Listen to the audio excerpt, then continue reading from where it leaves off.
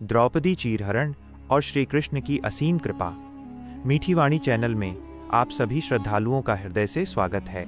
यहाँ हम भगवान की उन दिव्य कथाओं को सुनते हैं जो मन को शांति देती हैं, हृदय को सुकून देती हैं और जीवन में डगमगाते विश्वास को फिर से मजबूत कर देती हैं। आज हम आपको सुनाने जा रहे हैं महाभारत की वो अमर और अत्यंत करुण कथा जिसने ये सिद्ध कर दिया कि जब संसार न्याय करना भूल जाता है तब भगवान स्वयं अपने भक्त की रक्षा के लिए प्रकट हो जाते हैं। ये कथा है द्रौपदी चीरहरण और श्री कृष्ण की असीम, अनंत और करुणामयी कृपा की।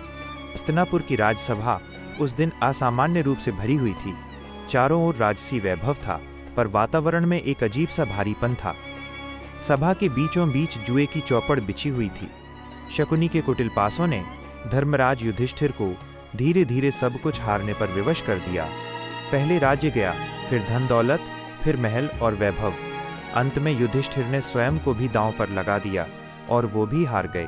पर दुर्योधन का अहंकार और द्वेष यहीं शांत नहीं हुआ। उसके मन में वर्षों से पांडवों के प्रति जो ईर्ष्या भरी हुई थी वो आज खुलकर सामने आ गई।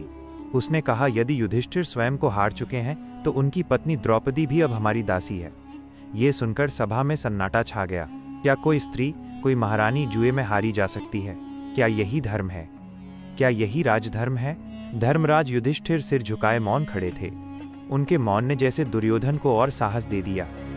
उसने दुशासन को आदेश दिया, जाओ और दासी द्रौपदी को सभा में लेकर आओ। दुशासन क्रूर हंसी हंसता हुआ गया और द्रौपदी को उसके केशों से पकड़कर राजसभा में घसीट लाया। द्रौपदी, जो पंचाल की राजकुमारी थी, जो पांडवों की महारानी थी, आज भरी सभा में अपमानित की जा रही थी। उसके वस्त्र अस्त व्यस्त हो चुके थे, आंखों में आंसू थे, पर हृदय में अभी भी न्याय की एक अंतिम उम्मीद बाकी थी। द्रौपदी ने सभा में उपस्थित भीष्म पितामह, द्रोणाचार्य, कृपाचार्य और अन्य सभी सभासदों की ओर देखा। कांपती हुई आवाज में उसने प्रश्न किया, मुझे ये बताइए, क्या युधिष्ठिर पहले स्वयं को हारे थे या मुझे? यदि वो स्वयं को हार चुके थे तो उन्हें मुझे दांव पर लगाने का अधिकार कैसे मिला? पर उस प्रश्न का उत्तर किसी के पास नहीं था। भीष्म धर्म संकट में थे, द्रोणाचार्य मौन थे, विदुर का हृदय विदीर्ण हो रहा था, लेकिन सभा में न्याय की आवाज उठाने वाला कोई नहीं था।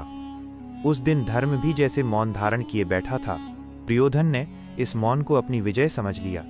उसने भरी सभा में द्रौपदी का अपमान किया और दुशासन को संकेत दिया। दुशासन आगे बढ़ा और द्रौपदी का चीर खींचने लगा। उस क्षण पूरा संसार थमसा गया। पांडवों की मुट्ठियां भीज गईं, अर्जुन की आंखों में अग्नि जल उठी, भीम का शरीर क्रोध से कांप रहा था, पर द्रौपदी ने संकेत से उन्हें रोक दिया। द्रौपदी ने पहले अपने बल पर भरोसा किया। उसने एक हाथ से अपने वस्त्र को कसकर पकड़ लिया। वो सोच रही थी कि शायद उसका आत्मबल, उसका धैर्य उसे बचा ले, लेकिन मनुष्य का बल सीमित होता है। दुशासन के बल के आगे उसका हाथ धीरे धीरे शिथिल पड़ने लगा। उसकी शक्ति जवाब देने लगी। उसे लगा कि अब उसका बल समाप्त हो रहा है। जब उसे समझ आ गया कि अब कोई मनुष्य उसकी सहायता नहीं करेगा, तब उसके भीतर से एक करुण पुकार निकली। उसने दोनों हाथ छोड़ दिए, दोनों भुजाएं आकाश की ओर उठाईं और अश्रुओं से भरी आंखों से पुकार उठी, हे माधव, हे द्वारकाधीश, हे गोविंद, अब मेरी लाज केवल तेरे हाथों में है। आज अगर तूने भी मेरा साथ न दिया तो संसार में धर्म नाम की कोई चीज नहीं बचेगी। ये वो क्षण था जब द्रौपदी ने पूर्ण समर्पण कर दिया। उसने अपना सहारा, अपना भरोसा, सब कुछ श्री कृष्ण को सौंप दिया। उसी समय द्वारका में श्री कृष्ण विराजमान थे। भक्त की पुकार दूरी नहीं देखती, समय नहीं देखती, वो सीधे भगवान के हृदय तक पहुंचती है।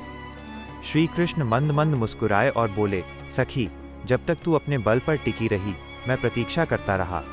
अब जब तूने स्वयं को मुझे सौंप दिया तो अब तेरी रक्षा मेरी जिम्मेदारी है। जैसे ही दुशासन ने वस्त्र खींचा वैसे ही एक चमत्कार घटित हुआ। द्रौपदी का चीर अनंत होने लगा।